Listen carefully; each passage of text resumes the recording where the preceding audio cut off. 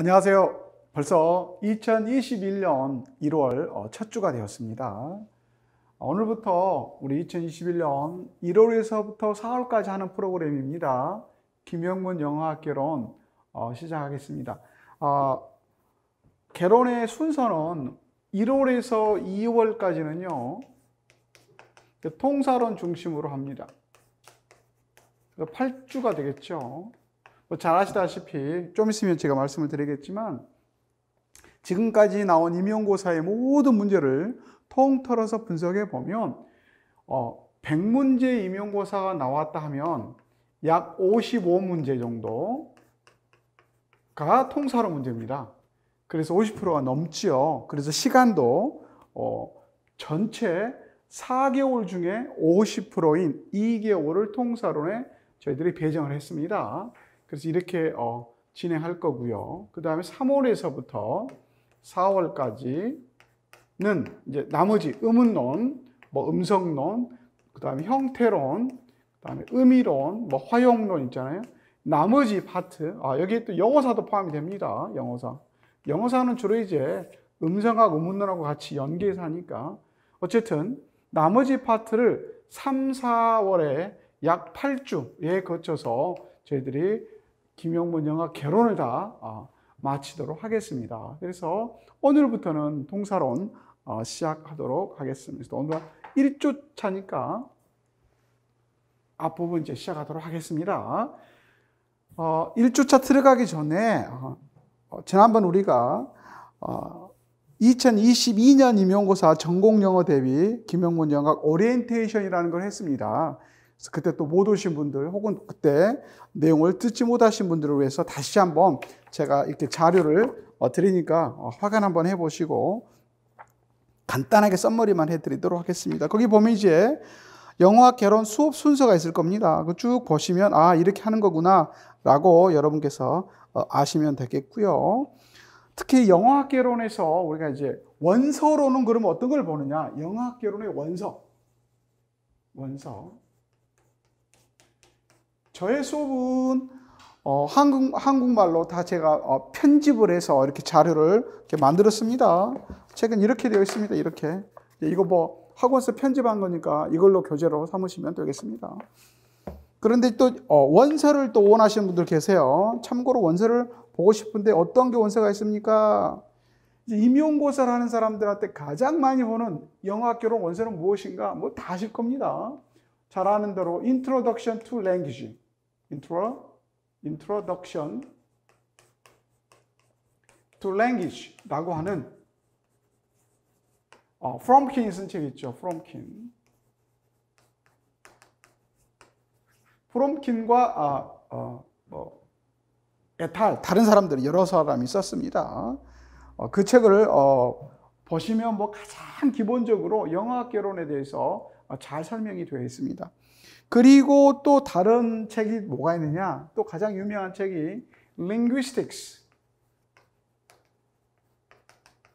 for Non-Linguists 라고 하는 책이 있습니다. 이제 파커 앤 라일리라고 하는 사람들이 두 사람이 공저를 했는데 이 책을 또 많이 봅니다. 특별히 이 책은 이제 한 몇 년 됐는데 서울대학교 영어교육과에서 이 교재로 사용하기 시작했습니다. 그래서 아주 인기가 있고 또 임용고사가 여기에서 몇 번 나왔어요. 그래서 아주 한 4, 5년 정도 히트를 쳤던 책 중에 하나입니다. 그래서 이 두 권을 보시면 아마 영어학 개론에 대한 전반적인 이해는 충분히 되리라고 생각이 됩니다. 물론 이게 다 충분하지 않습니다. 특별히 통사로는 이 원서, 개론 원서 가지고는 택도 없죠. 특별히 이제 통사로는 나중에 또 말씀을 드리겠지만, 통사론 자체 원서를 또 많이 보셔야 되겠습니다. 어쨌든, 원서는, 영어학 개론 원서는 한 이 정도로 보시면 되겠고요. 그 다음에 그 밑에 이제 개론 수업 순서가 있을 겁니다. 이렇게 쭉 보시면 어떻게 진행되는지 아시게 될 겁니다. 그리고 이제 통사론의 원서는 어떤 것을 보면 좋겠는가? 통사론에 대한 원서를 또 요구하시는 분들이 계세요. 이것도 나중에 또 하겠고요. 특별히 이제 페이지 3페이지 보시면 5, 6월 원서 특강이라고 되어 있습니다. Transformation Grammar by Andrew Radford. 우리가 TG라고도 부르죠. 라드포드가 쓴 Transformation Grammar. 이건 통사론의 바이블이죠. 통사론의 바이블. 이 책을 지금 할 예정입니다. 2020년에는 Syntax and Argumentation by Bots라고 하는 책을 했어요. 그래서 우리가 또 보통 줄여서 SA by Bots를 쓴 분이 쓴 책입니다. 이것도 뭐 둘이 뭐 마카마카하죠. 그래서 저 같은 경우에는 한 해는 이걸 하고요. 그 다음에는 이걸 하고 그렇습니다. 작년에 이걸 했어요. 2020년에. 그래서 올해는 이걸 할 예정입니다. 그래서 하면서 물론 제가 이걸 한다고 해서 여기에 관련된 자료들을 안 하느냐 그렇진 않아요. 제가 아마 핸드아웃 자료를 좀씩 나눠 드릴 겁니다. 참조로 해서 볼래 지금 이게 이제 가장 중요한 영어 통사론 원서가 되겠습니다. 이제 저의 통사론 수업 특징은 뭐냐면 여기 플러스 연습 문제를 해드립니다. 각 챕터별로 연습 문제가 있거든요. 예를 들자면 트랜스포메이션 그라마의 각 챕터별 연습 문제가 있어요. 근데 그 연습 문제에 답이 없어요. 그래서 학원에서 잘 안 해요. 연습 문제에는. 답이 없으니까. 저는 이걸 좀 해드리겠습니다. 왜냐하면 제가 대학교에서 수업을 하기 때문에 대학교에서 다 이거 공부를 했거든요. 그래서 이걸 할 테니까 여러분들 꼭 참조로 보아주시기 바라고요. 교재는 이건 아마 1판밖에 없어요. 1판밖에. 에디션이 하나밖에 없으니까 별 문제가 없고요. 이거는 에디션이 되게 많아요. 이게 이제 골치 아파요. 에디션이 많아가지고 임용고사 공부하시는 분들이 장수생들부터 시작해서 올해 시작하시는 분들이 있어서 원서가 다 가지 각각 갖고 있어요. 그래서 어느 것을 기준으로 하게, 예를 들면 최신에 나온 거 작년에 나온 거 한다 그러면 뭐 올해 졸업한 사람은 갖고 있겠지만 그 전에 졸업한 사람도 하나도 없는 거죠. 근데 수업을 들으시는 분들은 그 전에 들으셨던 분이 거의 7, 80% 이상인데, 그래서 제가 그때 한 판을 정할 겁니다. 예를 들면 4판을 정하면 제가 이제 수업을 할 거고요. 이 4판에 대한 연습 문제는 제가 제공을 해드립니다. 왜냐하면 교재는 다 거기서 거기에요. 별로 차이가 없어요. 그럼 보시면 돼요. 그래서 연습 문제 제가 제공해드리고요. 그 다음에 이제 다른 판을 갖고 계신 분들과 또 4판 이후에 갖고 계신 분들의 가장 큰 차이가 뭐냐면 챕터 10이 바뀌었어요. 그래서 이것도 제공해드립니다. 그래서 내가 어떤 특별한 에디션을 갖고 있어도 굳이 다른 걸 또 살 필요 없도록 제가 그렇게 하도록 하겠습니다. 그리고 이제 7, 8월 달에는 이제 기출문제, 지금까지 임용고사 나왔던 기출문제를 풀어보고요. 그리고 플러스 제가 지금까지 만들었던 모의고사 문제들이 있거든요. 그 모의고사 문제들을 주로 뽑아서, 주로 이제 작년 거하고 재작년 걸 중심으로 할 거예요.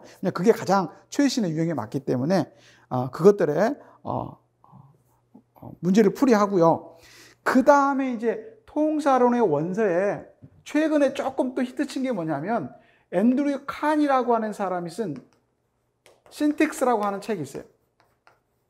이 책에서 또 시험에 몇 번 나왔어요. 몇 번. 그래서 이 책을 또 해달라고 하는 사람들이 또 많아요. 그래서 이 책은 그 내용은 거의 겹치거든요. 그래서 크게 굳이 다시 할 필요는 없고, 이것의 연습 문제 역시, 이것도 연습 문제는 잘 안 풀어드리잖아요. 그래서 연습 문제를 제가 카피해서 여러분들한테 나눠드려서 풀면서 이 책에만 나와 있던 어떤 내용들 있잖아요. 그 연습 문제 나오거든요. 그거를 제가 풀어드리도록 하겠습니다. 이렇게 해서 저희가 원서 특강은 주로 이제 통사론 원서 특강은 7, 8월 달에 아마 5, 6월 달부터 시작을 해서 5, 6월에서부터 이거는 주로 이제 원서 특강 중심으로 하고요. 이거는 이제 모의고사, 기존 모의고사 플러스 기출문제 중심으로 이렇게 하도록 하겠습니다. 그리고 이제 9, 10월부터는 뭐 잘 아시다시피 이제 모의고사 문제로 들어갑니다. 모의고사 문제로 들어가서 제대로 풀어보고 11월 달은 이제 최종 모의고사. 그래서 9, 10월 모의고사는 영역별입니다. 영역별. 이거는 이제 완전 진짜 모의고사처럼 6문제 중심으로 해서 풀어보도록 하겠습니다. 그렇게 해서 이제 올 한 해 임용고사를 위한 김영문 영학 개론을 저희들이 해보도록 하겠습니다. 그리고 이제 4페이지 보시면 기출문제 분석이 있어요. 거기 보시면 금방 제가 다 말씀을 드렸다시피 기출문제 분석을 해보면 2014년부터 2021년까지 나왔던 문제를 보면 통사론 문제가 26문제, 음성학 의문론이 18문제, 형태론 2문제, 의미론은 안 나왔고요. 화형론 2문제 이렇게 나왔어요.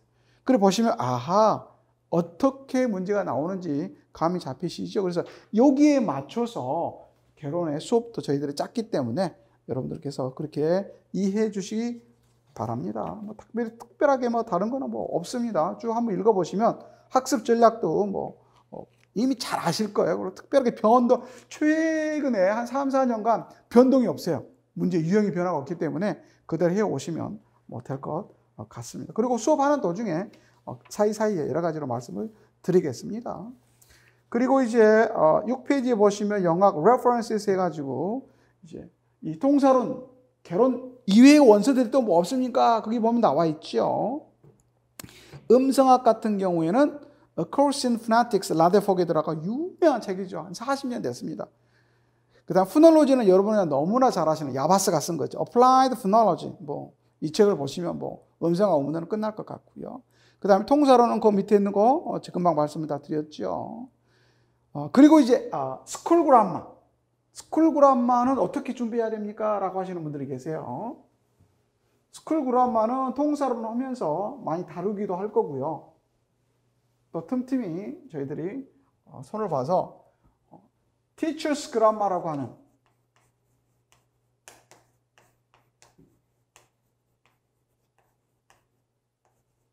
론 코안이 쓴 겁니다. 이 책이 현재로서는 임용고사를 위한 스쿨 그라마로서는 뭐 거의 바이블이다시피 한 그런 책입니다. 뭐 이 책은 사실 따라 하기에는 수업 시간에 너무 쉬워요. 이게 수준이 중3 정도 수준이거든요. 내용 수준이. 물론 가끔 어려운 게 한두 개 있지만 전체적으로 봤을 때 평이한 내용입니다. 중3에서 뭐 고1 우리나라에 그 정도 수준이요. 가끔 한두 개 어려운 게 있어요. 거기 보면 뭐 틸리겠어 그런 문제 빼놓고는 뭐 거의 이런 정도 수준이에요. 여러분 집에서 그냥 공부하세요. 그리고 이 내용을 제가 모의고사 문제라든가 혹은 기출문제 풀면서 나오잖아요. 그때 거의 90% 이상 커버가 됩니다. 하면서 다 풀어지거든요. 그래서 굳이 따로 이걸 하기에는 시간을 2시간, 3시간씩 내서 하기에는 조금 아깝습니다. 그 시간이. 그래서 이렇게 해주시면 될 것 같습니다. 여러분들께서 스터디 하시면 됩니다. 이거는 그냥. 영어 내용이 엄청 쉬워서 읽으면 그냥 뭐랄까, 초등학생들 요새 그 영어로 되어 있는 무슨 동화책 같은 거 읽어드리는 거 있잖아요. 그 정도 수준이에요. 아주 영어가 내용이 쉽고 평이합니다. 그러니까 보시면 될 것 같고요. 그리고 저는 또 뭐 더 하고 싶습니다. 그러면 A Student Grammar라고 하는 게 있어요. A Student Grammar. Student Grammar.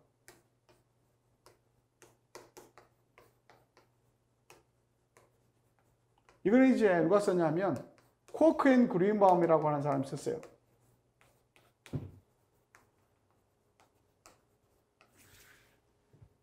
이제 이거는 이제 영어 문법이죠. 영문법 책인데 주로 이제 영국과 미국에서 영미에서 영어 영문과죠. 영미권에 있는 영어 영문과에서 보통 3, 4학년들이 보는 책. 우리나라 말로 하면 뭐 국어 국문학과 3, 4학년들이 국어학 문법책 그런 정도 수준에서 상당히 어렵습니다. 이건 원어민들이 보는 책. 원어민 중에서도 영문법을 전공한 사람들이 보는 책이에요. 내용이 되게 어려워요. 영어도 어렵고요. 구성도 어려워요. 그래서 여러분이 보면 잘 못 알아먹을 거예요. 되게 어렵습니다. 내용 자체가. 양도 되게 방대하고요. 저는 이거 추천드리지는 않습니다. 굳이 여러분이 이걸 볼 필요는 없어요. 중요한 거는 티처스 그라마에서 대부분 다 다루고 있고요. 단 티처스 그라마에서 다루지 않는 파트가 딱 하나 있어요. 그게 어드버비얼. 부사류라고 나옵니다. 그 챕터 7인가 그럴 거예요. 요 파트만 다른 데서는 안 다루는데 이 책에서만 다뤄요. 그런데 여기에서 시험 문제가 2번 나왔어요. 그래서 요거는 제가 별도로 개론 시간에서도 해드리고요. 또 모의고사 문제라든가 이때 다 해드리니까 뭐 굳이 여러분은 안 보셔도 된다. 저는 굳이 볼 필요 없다. 이건 여러분에게 너무 시간을 뺏어가는 책이에요. 굳이 안 보셔도 됩니다. 뭐 저는 다행하게도 오늘 언급했던 사람들한테 많이 배웠어요. 통사론의 가장 유명한 앤드루 라드포드 교수님 있죠? 이분이 제 석사 지도 교수입니다. 제가 석사를 했을 때 제 지도 교수님이었어요. 그래서 이 책은 저한테 되게 친숙하고 또 배웠고, 그래서 여러분들 다등간에 잘 가르쳐 드릴 수 있고요. 그 다음에 바자트라고 하시는 분 계시죠? 신텍스 앤 아규멘트 쓰신 분은 제 런던 대학에서 제가 박사학위를 했는데 학교 선배입니다. 선배. 저보다 한 5년 선배가 되시는데 선배 겸 이 학교 교수입니다. 그래서 제가 박사학위 과정 있을 때 이분 수업도 많이 들어가고 또 뭐 저 지도 교수는 아니었어요. 그리고 세미나 같은 데 많이 들어가서 많이 배웠습니다. 아주 스마트한 강의 되게 잘하십니다. 아주 머리도 좋고요. 강의도 깔끔하게 되게 잘하시는 분이세요. 뭐 그래서 이런 분들한테 많이 배워서 너무나 감사하죠. 기회가 있어요. 그 다음에 금방 말했던 코크 앤 그린바움. 이분은 뭐 이제 직접 제가 배우지는 못했어요. 근데 이분이 이제 제가 공부했던 런던 대학교의 영문과 교수님이었어요. 제가 갔을 때 이미 명예교수 하시더라고요. 다 일선에서 이제 강의를 안 하시고. 그래서 이제 거기에 가서 이제 이분한테 배웠던 그 제자들의 이제 영문법 가르치더라고요. 그 책 가지고. 거기 수업도 듣고. 그래서 하여튼 간에 공교롭게도 이 세 분이 저하고 되게 인연이 있어서 여러분한테 좀 친숙하게 강의할 수 있도록 그렇게 노력을 하도록 하겠습니다. 이렇게 해서 저희들이 강의를 준비하겠고요. 그러면 이제 김영문 선생이 가르쳤던 그런 것들이 과연 임용고사에 얼마 해당이 되는가? 그래서 제가 6페이지에서부터 7페이지까지 올해 임용고사 나왔던 문제 답을 다 달아드렸잖아요. 그건 참조로 보시고요. 한번 여러분이 김영문 수업이 들을만 하구나. 이 사람 수업을 들으면 임용고사에 도움이 되는구나. 그걸 검증을 해야 될 거 아니에요. 그래서 8페이지에 제가 그 문제를 드렸어요. 자, 8페이지에 임용고사 문제가 하나 나왔죠. 2021년 3교시 B형 5번 문제가 나와 있는데 그 문제와 유사하게 낸 문제가 있습니다. 그게 바로 여기 제가 넣어놨어요. 이게 김영문 영학 2020년 9월 10월 2주차 1번 문제입니다. 한번 여러분 비교해 보세요. 오늘 제가 풀어드리진 않아요. 뭐 이게 시간 다 가니까. 그래서 보시고 정말 비슷하게 냈네. 그 수업 내용이 나왔던 게 나오네. 라고 여러분이 한번 검증해 보세요. 그런가 안 그런가. 그래서 이 수업이 들을만 하구나. 가치가 있구나. 라고 하는 것은 항상 이렇게 검증을 해봐야 됩니다. 한번 보시면 나와 있고요. 제가 크게 2개만 넣었습니다. 거의 뭐 비슷비슷하게 시험 문제 나왔지만 남들도 뻔하게 다 가리키는 내용이 나온 것은 그걸 맞췄다고 하면 안 되잖아요. 그거는 예를 들자면 뭐 수학에 1 플러스 1은 2다. 내가 가르쳤어. 근데 수학에 2 플러스 1은 3이다. 이 문제가 나왔다. 그거 맞췄다는 건 우습잖아요. 누구나 다 하는 건데. 그런 건 다 빼고 그런 것까지 포함하면 뭐 5문제, 6문제 다 맞춘 거예요. 정말로 다른 선생님들은 잘 안 가르치는데 김영문이 냈는데 그것도 모의고사에서 냈는데 정말 유사하게 나왔다. 그것만 제가 2개 뽑은 겁니다. 또 하나는 2021년 3교시 B형 5번 문제와 유사하게 나온 게 2020년 7, 8월 영역별 모의고사 1회에 나와 있던 문제가 있습니다. 2개 비교해 보세요. 얼마나 유사하게 나왔는가. 내용이 얼마나 유사한가. 이게 유사하다는 것은 그 내용을 가르쳤다는 거잖아요. 그럼 그 내용을 배웠으면 풀 수 있다. 그런 말이 되겠습니다. 그래서 뭐 이거는 뭐 제 자랑할 수밖에 없으니까 여러분께서 한번 참조를 해 보시고 이게 정말 그렇구나.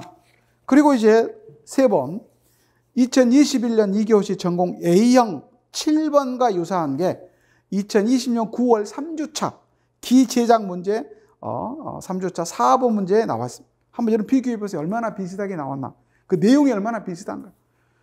벌써 제가 그냥 정말로 제가 거의 90% 이상 비슷하게 냈던 문제만 3문제 제가 냈거든요. 뽑았는데 통사로는 3문제 거의 다 나왔어요. 그래서 여러분께서 보시고 김영모만 믿고 올해 1년 가면 되겠다라고 하는 확신을 가지고 올해 저랑 같이 열심히 한번 해보도록 하겠습니다. 자, 제 자랑은 여기까지만 하고요. 이제 본격적으로 수업에 들어가도록 하겠습니다. 자, 여러분 교재 4페이지 보시면 무브먼트라고 되어 있을 겁니다. 자, 여기 들어가도록 하겠습니다. 자, 통사론이라고 하는 게 뭐냐? 통사론. 영어로 신텍스라고 그러죠. 그리고 이제 학교 문법이란 말을 씁니다. 학교 문법. 스쿨 그라머. 그럼 이거하고 이거 어떻게 다르나? 다 같이 문법을 공부하는 거잖아요. 그죠? 어떤 문법상 배우는데 신텍스란 말을 왜 쓰고 스쿨 그라머란 말을 왜 쓰는가? 같은 거 아닌가? 중고등학교 때는 그냥 학교 문법 이렇게만 배웠어요. 대학교 와서 신텍스란 걸 배워요. 무슨 이론 어쩌고 저쩌고. 차이를 설명해 드리겠습니다. 학교 문법은 뭐냐면 팩트입니다. 팩트. 팩트이기 때문에 학교 문법의 내용은 미국에서 배우나 한국에서 배우나 영국에서 배우나 호주에서 배우나 다 똑같습니다. 물론 이제 뭐 영국 영어, 미국 영어 차이가 있다. 뭐 그거는 한국말에도 뭐 경상도, 전라도, 사투리 다르듯이 그런 정도니까 그 사투리 개념이지 다이렉트 개념인 거지. 영어 자체에 관한 이야기는 아니니까 그건 이제 빼고요. 팩트에 관한 겁니다. 예를 들자면 이거죠. 예를 들자면 I saw the lady who came from America. 나는 미국에서 온 그 숙녀를 봤습니다. 라고 했을 때 이거 우리가 who 대신에 that을 쓴다고도 배웠죠. 그렇죠? that을 쓴다고도 배웠어요. 자, 여기서부터 이 관계대명사절이라는 거잖아요. 그죠? 이거 수식을 해요. 자, 이랬을 때 학교 문법에서는 어떻게 가르치냐면 이 who나 that을 관계대명사라고 가르칩니다. 그렇죠? 관계대명사. 그래서 who는 사람에 쓰고요. which는 사물에 쓰고요. 무엇이 선행사가. that은 둘 다 쓸 수 있다. 이렇게 배우는 게 스쿨 그라머예요. 이거는 미국서도 그렇게 가르치고 한국서도 그렇게 가르치고 영국서도 그렇게 가르치고 호주서도 그렇게 가르쳐요. 그 스쿨 그라머는 팩트를 가르치는 거예요. 어제는 똑같아요. 이런 걸 배우는 것을 스쿨 그라머라 그래요. 그래서 관계대명사는 몇 개가 있습니까? who가 있고요, which가 있고요, that이 있고요, 소유격일 때는 whose가 있고요. 사물일 때는 which를 쓰고 사람일 때는 who를 쓰고 또 목적격일 때 whom을 쓰고 또 뭐죠? that은 사람, 사물 다 쓰고요. 막 이런 걸 가르치는데 그런 팩트들을 가르치는 거예요. 그게 스쿨 그라머예요. 그래서 이거는 뭐 우리가 중학교 때 내용도 그렇고 고등학교 때 배워도 마찬가지고 대학교에 와도 마찬가지예요. 별로 변화가 없어요. 이런 스쿨 그라머의 내용은 변화가 웬만해 가지고는 일어나지 않습니다. 거의 100년, 200년 갑니다. 특별하게 바뀌질 않아요. 물론 이제 언어도 바뀌기 때문에 뭐 200년, 300년 가면 바뀌겠지만 중세 영어, 뭐 현대 영어 다르듯이 어쨌든 스쿨 그라머는 그 자꾸 바뀐다든가 내용이 뭐 그러질 않습니다. 이런 걸 스쿨 그라머라 그래요.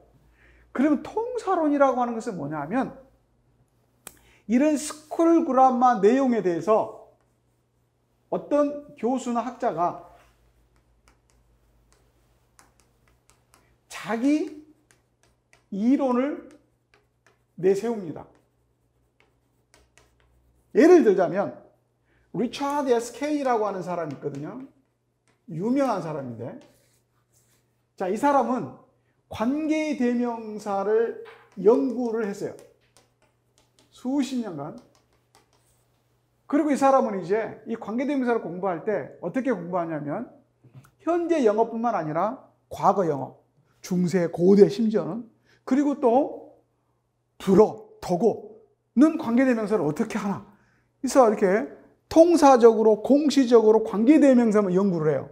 그리고 나서 뭐라고 주장을 했냐면 영어에 that이라고 하는 관계대명사는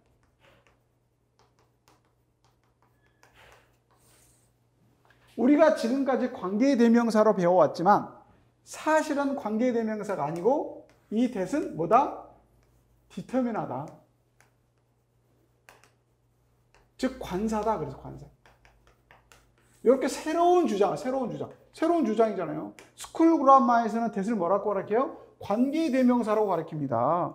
who, that, which 이것 중에 하나인. 그런데 이 사람은 뜬금없이 갑자기 관사라고 하는데 관사. 어라든가 on 혹은 더 이런 거 있잖아요. 이런 관사의 일종이다라고 주장을 했어요. 그러면서 그 자기의 이제 일종의 썰을 푸는 거죠. 왜 이게 관사냐 하면 하고 이제 뭐 역사적으로 불어더고 막 동원하면서 그럴싸하게 썰을 풀어요. 들으면 그럴 것도 같아.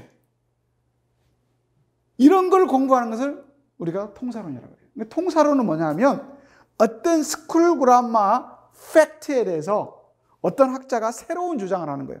새로운 주장. 그래서 관계대명사에 대해서는 리차드 에스케인이 새로운 주장을 했어요. 특별히 that에 대해서 who나 이건 안 다루고요. that만 가지고 논문 한 편 썼어요. 이게 바로 통사론 아니에요.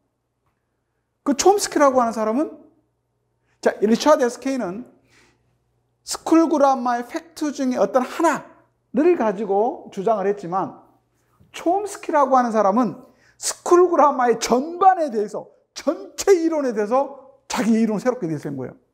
그래서 그것도 뭐예요? 신텍스예요. 그래서 신텍스는 뭐냐면 스쿨 그라마 팩트에 대해서 새로운 주장을 하는 게 신텍스다. 근데 왜 신텍스를 배우느냐 우리가? 왜 배우겠어요? 새로운 인사이트. 우린 대학교란 말이에요. 고등학교가 아니에요. 고등학교하고 대학교는 차이가 뭐죠? 고등학교는 딸딸딸딸 외우기만 잘하면 돼요. 특별히 한국에서는. 그냥 대학교는 뭐죠? thinking을 해야 돼요. 그래서 그냥 누구나 다 그런 거라고 그냥 아무 비판 의식도 없이 받아들이고 공부하는 거. 그건 스쿨 그라마죠. 이런 거에 대해서 비판적 사고방식을 가져봐야 된다. 그게 대학생이잖아요. 그래서 대학교에서는 신텍스를 가르치는 거예요. 이 사람은 누구나 다 이것을 that을 관계대명사로 주장하는데 관사라고 주장하더라. 그 사람 이야기 들어보면 그럴듯해요. 그러면 우리가 뭐가 생기냐면 공부하면서 이런 생각이 드는 거죠. 오, 그래?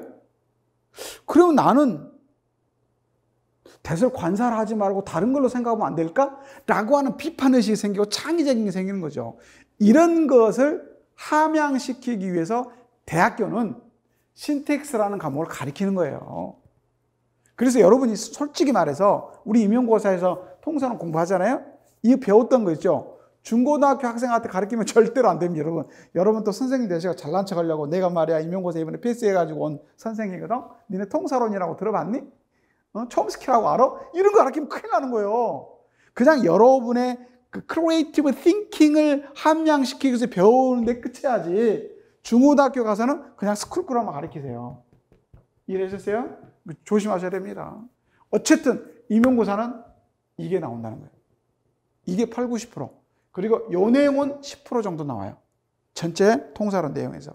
그래서 우리가 공부하는 겁니다. 아, 그래서 통사론이라는 게 이런 거구나. 스쿨 그라마하고 이런 게 차이가 있구나 라고 하는 거 이제 아셨죠? 이게 뒤죽박죽 돼서 이게 뭔지 막 모르는 사람들이 있더라고요. 자, 그래서 신텍스라고 하는 건 뭐죠? 기존에 존재한 스쿨 그라마 팩트에서 누군가의 교수나 학자의 새로운 시각입니다. 새로운 시각. 그러면 이 새로운 시각은 통사론에 하나만 있겠습니까? 자, 촘스키라는 사람이 주장하겠죠? 그러면 리차드 에스케인이라는 사람은 또 새롭게 주장하겠죠? 그러면 김영문도 박사학위 논문 쓸 때 주장을 했어요. 촘스키의 그 아이디어에 대해서 그건 좀 아닌 것 같다. 이렇게 봐야 된다. 라고 주장한 거예요. 박사라고 하는 것은 항상 새로운 이론을 제시해야지만이 박사학위를 받는 거거든요. 그래서 통사론의 이론은 한 사람 이론만 있는 게 아니에요. 여러 사람이 있어요. 그 다음에 이론에 접근하는 어떤 도구도 여러 가지로 써요. 어떤 사람은 이거, 어떤 사람은 저거. 그러면 임용고사에 그 많은 새로운 시각과 이론을 우리가 어떻게 이거 다 공부하겠어요? 우리가 박사하는 것도 아닌데. 그래서 그나마 다행히 임용고사에서는 통사론의 이 이론을 대체적으로 촘스키의 이론으로 제안해서 문제를 냅니다. 이 이론에 제안시켜서 내면 그나마 다행이죠. 그죠? 그나마 다행이에요. 그래서 우리는 이 이론만 중심으로 해서 보게 되고 앞으로 공부하게 될 것입니다. 그렇다면 촘스키에 따른 통사론의 이론은 무엇일까?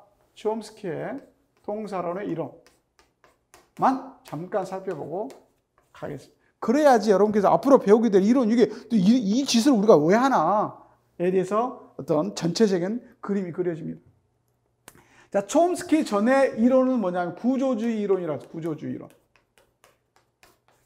자, 구조주의 이론에서는 촘스키하고 구조주의의 가장 큰 차이는 뭐냐면 여러분 이제 많이 들었던 이야기가 나옵니다. Deep Structure, Surface Structure의 차이입니다. 자, 구조주의는 뭐라 그러냐면 우리가 공부를 할 때 눈으로 보고 입으로 말하고 귀로 들을 수 있는 데이터만 가지고 공부하자 라고 하는 게 구조주의예요. 경험주의죠, 경험주의. 경험주의는 뭡니까? 내 눈으로 보고 귀로 들을 수 있고 입으로 말할 수 있는 데이터만 공부하자 라고 하는 게 구조주의 언학이에요. 눈에 보이지 않는 거, 그런 이야기 하지 말아야 해요. 반면에 촘스키 이론은 no. 인간이라고 하는 게, 언어라고 하는 게 눈으로 보고 귀로 듣고 입으로 말하는 것의 데이터만 가지고 할 수 있는 게 아니다. 불가능하다. 눈에 보이지 않는, 귀에 들리지 않고 입으로 말하기 이전에 어떤 데이터가 존재한다. 그 데이터를 딥 스트럭처라고 합니다.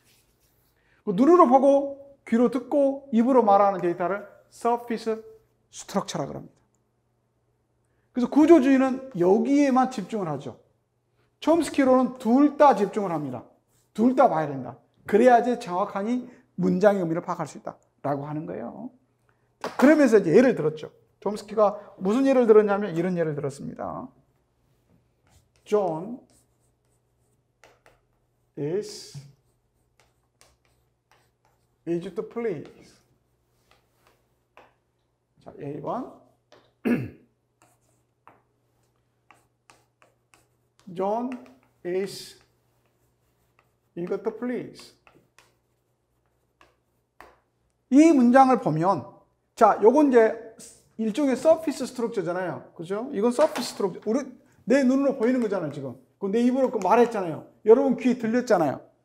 서피스죠? 자, 그런데 이 서피스 스트럭처를 보면 해석을 어떻게 하냐면 원어민들이, 자, A의 경우에는 존을 is, is의 주어로 해석하지 않고 어떻게 해석을 해요? please의 목적으로 해석합니다. 그래서 목적어가 이렇게 이동했다. 즉, 존을 기쁘게 하기는 어렵다. 그럼 is, is의 주어는 뭐죠? 존이 아니에요. 해석을 해보면 이것의 의미는 이거예요.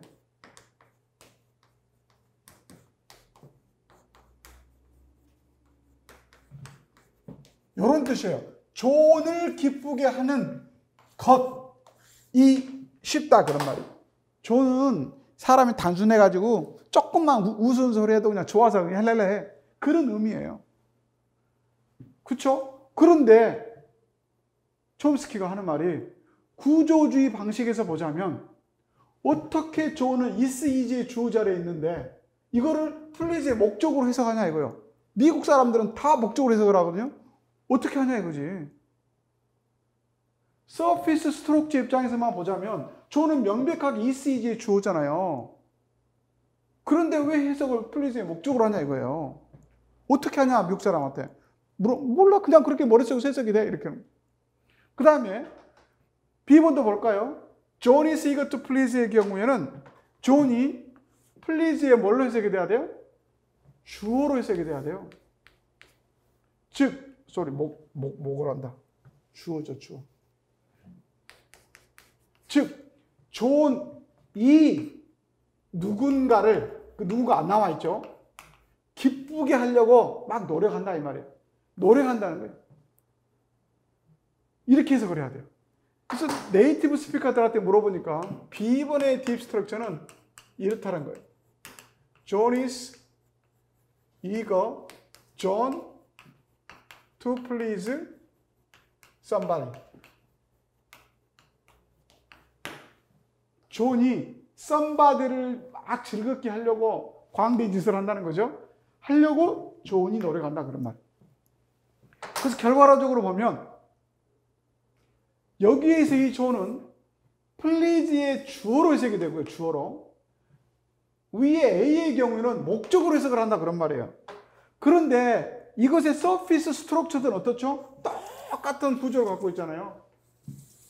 똑같은 구조를 갖고 있는데 어떻게 네이티브 스피커들이 해석은 완벽하게 반대로 하냐 이거지.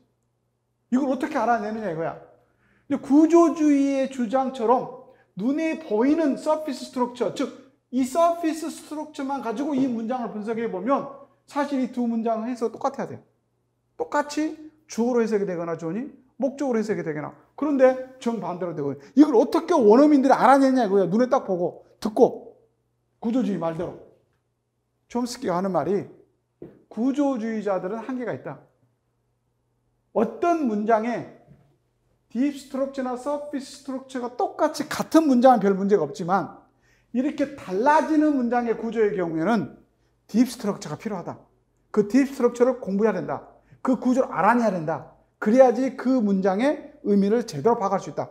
라고 주장한 거예요. 촘스키가. 그래서 뭐를 주장을 해요? 딥 스트럭처를 주장하는 거예요. 그리고 여러분이 이제 더 명백하게 이해할 수 있는 건 이거죠. 예를 들자면 What will you buy at the department store? 너 백화점에서 뭐 살 거야? 라고 했을 때 뭐 이건 네이티브가 아니라도 영어를 배운 사람이라면 누구나 다 화시 buy의 목적어라고 다 생각을 하잖아요. 이동했다고 생각하잖아요. 그죠? 그런데 구조주의 주장처럼 서피스 스트럭처만 주장하자면 왓은 명백하게 지금 will 앞에 있잖아요. 근데 해석을 어떻게 buy의 목적으로 해석을 하냐 이거지. 이걸 여기에다 목적으로 해석한다는 소리는 무엇을 전제하는 거예요? 이걸 전제하는 거죠. 뭐를 전제하는 거죠? You will buy what at the department store 라고 하는 딥 스트럭처가 존재한다 라고 하는 건 전제할 수밖에 없잖아요. 이게. 그래서 구조주의자들처럼 서피스 스트럭처만 전제하고 이것만 가지고 연구를 해야 된다라고 하는 구조주의자들의 주장은 틀렸다 라고 촘스키는 주장을 하면서 딥 스트럭처의 존재를 강하게 주장하는 거죠. 여러분은 어떻게 생각하십니까? 촘스키의 말에 동의합니까? 구조주의자들의 말에 동의합니까? 이건 명백하게 이 두 가지의 증거는 딥 스트럭처가 존재한다는 거죠. 그래서 20세기에 들어서면서부터는 구조주의자들의 문법 어떤 그 이론들은 싹 물러나가고 거의 99.99% 촘스키의 이런 딥 스트럭처를 포함한 어떤 이론, 이걸 우리가 변형 생성 문법이라고 합니다. 이렇게 주장하는 이론을 촘스키 이론을 변형 생성 문법 이론이라 그래서 영어로는 transformational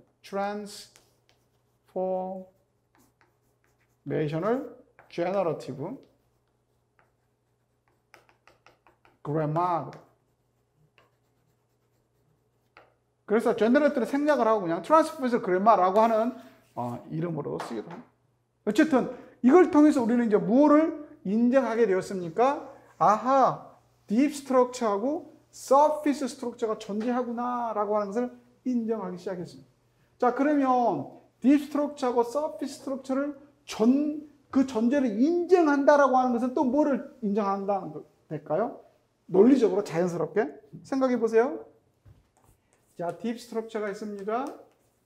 서피스가 있습니다.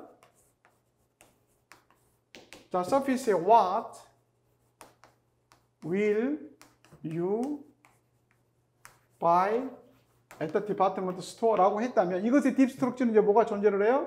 You will buy what at the 디파트먼트 스토어 이렇게 존재한다라는 거잖아요. 그래서 이 왓이 이제 문두로 이동을 했다라고 하는 거죠. 이 이동했다라는 소리가 뭐라 그래요? 무브먼트라고 그래요. 무브먼트. 혹은 다른 말로 트랜스포메이션 그래요. 변형. 트랜스포메이션이 더 큰 거죠. 왜냐하면 트랜스포메이션은 뭐도 들어가냐면 무브먼트도 들어가지만 인서션, 삽입, 딜리션, 삭제 이런 다 포함해서 트랜스포메이션을 그러거든요. 그 중에 하나인 무브먼트. 어쨌든 딥 스트럭처나 서피스 스트럭처가 있다고 하는 것은 자연스럽게 뭐를 전제해요? 트랜스포메이션을 전제하는 거예요. 즉 무브먼트, 인서션, 딜리션이 있는 거죠. 이게 존재하지 않는다면 딥 스트럭처, 서피스 있을 필요가 하나만 있으면 되잖아요.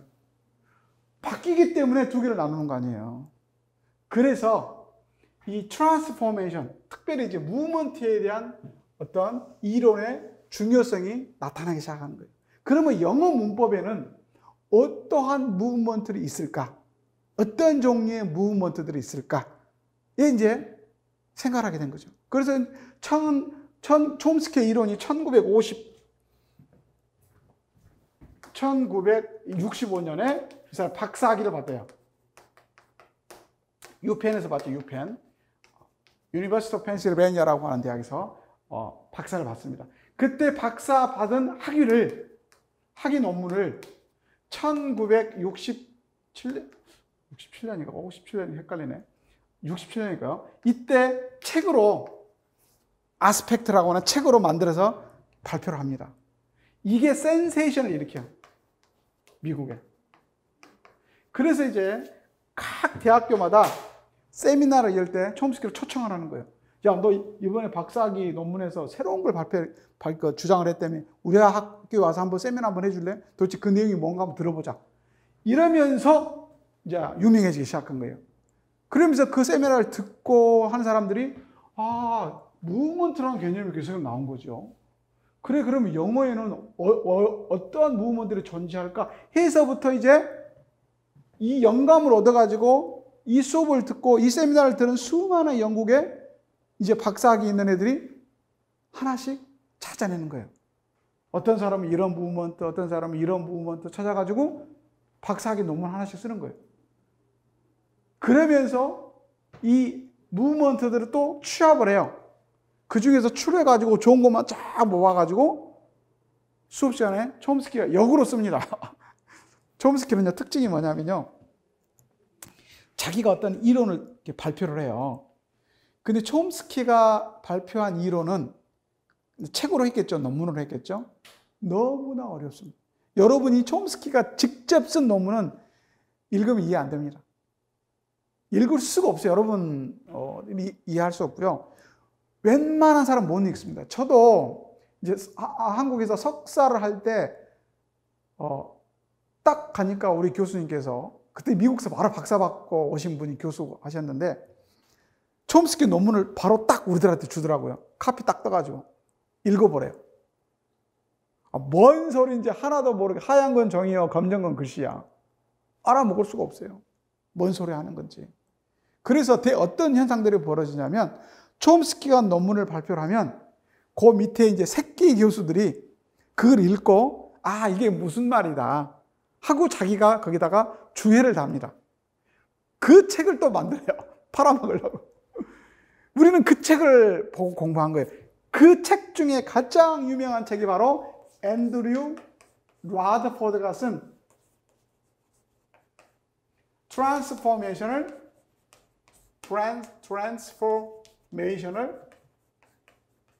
신텍스라고 하는 책이 있어요. 신텍스. 이 책이 1983년도에 나왔을 거예요. 이 책은 뭐냐면 촘스키가 주장한 이론을 집대성한 거예요. 그러면서 우리가 이해하기 좋게 책으로 써준 거예요. 저도 이 책을 읽으니까 이해가 되더라고요. 촘스키가 쓴 책은 무슨 소리인지 하나도 못 알아먹겠어요. 촘스키가 쓴 책을 직접 내가 이해하게 된 거는 박사학위에 가서 이해하기 시작을 했어요. 그것도 우리 교수님의 수업도 들어가면서 봐야지 이해가 돼요. 이 말이구나. 그만큼 어려워요. 바로 이 사람이 이렇게 쓴 책. 그리고 또 나중에 쓴 게 바로 그 유명한 트랜스포메이셔널 그라마예요. 그라마. 이 책은 1988년에 씁니다. 이 책을 우리가 지금 공부하는 거예요. 이게 이제 원판은 한 번도 안 바뀌었고요. 그냥 뭐요? 프린트만 봐, 프린트만. 계속 인쇄, 찍어내기만 하는 거예요. 찍어내기만 해요. 계속 1파, 1쇄, 2쇄, 3쇄. 지금 뭐 이게 20쇄인가 뭐 같은 갔어요. 근데 에디션은 한 번도 안 바뀌었어요. 계속 1판, 1판. 우리가 지금도 이거예요. 우리 오리골 달에 공부할 게 바로 이겁니다. 이런 식으로 해서 이제 뭐를 찾아내냐면, 아하, 그러면 촘스키는 무브먼트라고 크게 개념만 설명하면 나머지는 그러면 그 무브먼트에 해당하는 것들이 어떤 게 있을까 영어에 막 연구를 한 거예요. 그걸 우리가 공부하게 됩니다. 근데 그게 임용고사 나와요. 문제는. 자, 보도록 해봅시다. 무브먼트. 자, 무브먼트라고 하는 것은 영어의 어떤 문장에 이렇게 있으면 이 중에 어떤 것을 앞으로 이동하는 거잖아요. 이렇게. 혹은 뭐 뒤로 이동하든 앞으로 이동하든 이동시키면 이걸 보고 우리가 무브먼트라고 그래요. 무브먼트.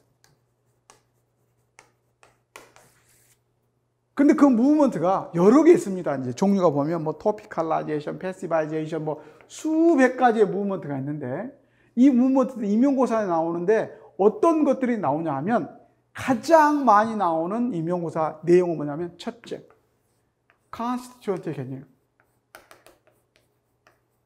이게 뭔 소리냐면 자, 이동을 시키는 데 있어서 이렇게 아무거나 막 이동시킬 수는 없잖아요. 예를 들자면 자, John picked a very pretty flower 라고 하는 게 있다고 쳐봅시다. picked up이라고 해봅시다. picked up 이렇게. John picked up a very pretty flower. 자, 이 문장을 이동시키는데 자, 이렇게 이동시키는 건 어떨까요? 이렇게 해서 앞으로 이동시켰어요. 토피칼라이제이션. A very pretty flower. 하고 John picked up. 자, 이렇게 이동시키면 이거는 정문입니다. 그렇겠죠? 정문이에요. 그런데 우리가 이렇게 이동시키면 어떻게 될까요? A pretty flower. John picked up a very. 이렇게 이동시키면 어떻게 될까요? 이건 비문이죠. 이런 영어는 없어요. 또 up a very pretty flower. John picked. 이렇게 이동시키면 어떻게 될까요? 이것도 안 되죠. 이런 거 영어에 없어요. 이렇게 이동시키는 건 없어요. 이렇게만 하는 게 맞는 거예요. 그러면 여기서 질문. 왜 a very pretty flower만 이동시키면 정문이고 up a very pretty flower는 안 되느냐? 설명해 봐라. 이렇게 말할 수 있는 거예요. 여기 또 대비된 게 뭡니까? 예를 들자면 John climb up the very big ladder. 이 문장에서 자, 이동 한번 시켜보겠습니다. 제가 이렇게 시켜봤어요. The very big ladder. John climbed up. 했더니 이건 비문이에요. 반면에 up the very big ladder John climbed. 이건 정문이에요. 그러면 되게 이상하잖아요. 자, 이 경우에는 up을 넣어서 이렇게 하면 비문이라고 그랬어요. 근데 이 경우에는 up을 해서 이렇게 하면 정문이고 오히려 up을 뒤에 놔두고 가면 비문이에요. 왜 그러지? 라고 하는 의문이 생기는 거죠. 의문이. 비슷해 보이잖아요. 자, 픽업이나 클라임업이나 비슷한 구조를 갖고 있는데 하나는 업이 이동하면 안 된다고 그러고 하나는 업이 이동해야지만 되고. 희한하네. 왜 그러지? 이 문장의 구조가 어떻게 다르지? 조사를 해보았더니 클라임의 경우에는 업이 뒤에 걸쳐서 이렇게 단위가 되는 거예요. 이렇게 단위예요. 그래서 이거는 pp입니다. pp. 업이 p0고요. 더 레드가 np예요. 그래서 합해서 pp가 되는 거예요. 요게 단위예요. 요게 단위. 반면에 픽업의 경우에는 어떠냐면 픽업의 경우에는 픽업이 단위예요. 픽업이. 이게 단위예요. 그 뒤에 나와 있는 very 요게 np로서 요게 단위예요. 그래서 픽업이 단위이기 때문에 이 업과 np가 같이 가면은 안 됩니다. 같이 가면 안 되는 거예요. 여기 같이 가면 안 돼요. 왜? 서로 다른 구조의 단위이기 때문에. 반면에 클라임의 경우에는 클라임이 이렇게 되어 있는 동사 뒤에 업 이게 pp로서 단위예요. 그렇기 때문에 pp이기 때문에 전체가 pp로 가야지 단위이지 여기처럼 단위 p0를 남겨두고 갈 수가 없잖아요. 그래서 아하 문장의 구조마다 그 단위를 구성하는 방식이 다르구나. 그래서 이제 뭘 우리가 배우게 돼요? 문장에서 단위가 어떻게 구성된지를 알아야 된다는 거죠. 그걸 모르면 문장의 구조를 제대로 파악하지 못한다는 뜻이에요. 그래서 어떤 구성 요소가 단위가 된다는 증거 혹은 증명을 뭘로 하냐면 이동을 통해서 이동시켜보는 거죠. A very pretty flower로 이동했더니 이건 단위야. 그래서 정문이야. 그런데 up을 넣었더니 이건 아니야. 왜? of a very pretty flower 이건 단위가 아니거든. 이해를 했습니까? 그리고 반면에 이쪽에 보면 of the very big letter 이 전체가 단위예요. 이 up이 클라임에 들어가면 단위가 아닌 거예요. 그래서 문장마다 구성이 다르구나. 그 구조가 다르다는 증거, 증명을 이동을 통해서 우리가 알아보는 거예요. 그래서 무브먼트라고 하는 변형을 통해서 가장 많이 하는 방식이 뭐냐면 단위 증거예요. 단위 증거. 이게 바로 임용고에 제일 많이 나왔던 이야기가 되겠습니다. 그래서 무브먼트는 무엇을 많이 하냐면 단위 성분 검증하는데 가장 많이 써먹는 방식 중에 하나예요. 그래서 밑에 What is a constituent? 단위라고 하는 게 무엇입니까? 라고 했을 때 뭐라고 되어 있습니까? A constituent is a string of one or more words that syntactically and semantically behaves as a unit. 하나의 단위로서 통사적으로나 의미적으로 이동할 수 있는 일련의 string, 줄같이 이루어지는 것들라는 거죠. 그래서 the constraints of a string of words, 어떤 일련의 단어들이 단위냐 아니냐는 can be verified, 증명이 됩니다. 무엇에 의해서? by a number of constraint tests, 여러 가지 테스트로 증명이 되는데 가장 많이 증명에 동원되는 방식이 첫째, movement. 둘째가 뭐예요? movement and substitution, 대체. substitution. 여기 대체. 대체는 뭐냐면 이거죠. John picked up a very pretty flower. 자, 이걸 대명사로 바꿔봅시다. 그럼 이 전체가 it이겠죠. it. 이렇게. 그런데 제가 이렇게 하면 어떻게 될까요? A very it. it을 pretty flower만 대체. 그럼 이렇게 하는 것은 영어로 말이 안 되죠. 이게 대체라는 거예요. 그래서 이게 어디를 받는가 알아야 된다는 거죠. 자, 이 경우에는 뭐겠어요? Up the very big ladder. 이걸 하나로 바꾸면 there입니다. there로 바꿔야 돼요. 그렇지. up there 이렇게는 또 비문이에요. 전체가 하나의 단위이기 때문에 이렇게 대체해서 우리가 또 증명을 해볼 수 있는 거예요. 그래서 어떤 요소들이 단위냐 아니냐는 가장 많이 써먹는 게 이동, 두 번째는 대체라고 하는 방식을 통해서 해봅니다. 그래서 우리가 변형에서 가장 중요한 게 무브먼트거든요.